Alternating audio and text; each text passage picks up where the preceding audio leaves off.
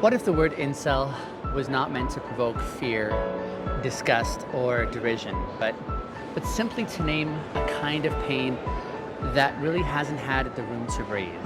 You see, not every man who identifies with the term incel is filled with rage, and not every incel hates women, and not every incel wants revenge.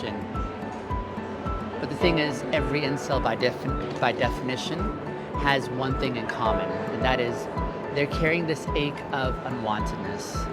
And that ache, when it's ignored long enough, it can start to harden into bitterness, into shame, and even into hopelessness. The story we often hear about incels is one of threat. They're a big threat. News stories link them to violence. Forums are scanned for hatred. And yes, there's real danger in some of the corners of these communities that absolutely must be addressed. But if we only look at the fringes, at the very edges, these stories, if we never look at the center, we tend to miss something absolutely vital. Because at the center of the incel experience is often a deep, raw yearning for intimacy, for love, for closeness, for proof that they matter, not just to someone, but to anyone.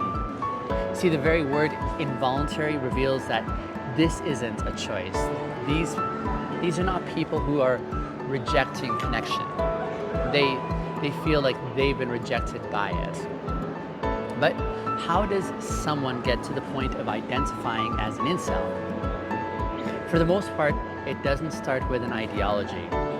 No, instead it starts with rejection. A lot of it, like early on, in ways that begin to feel very personal.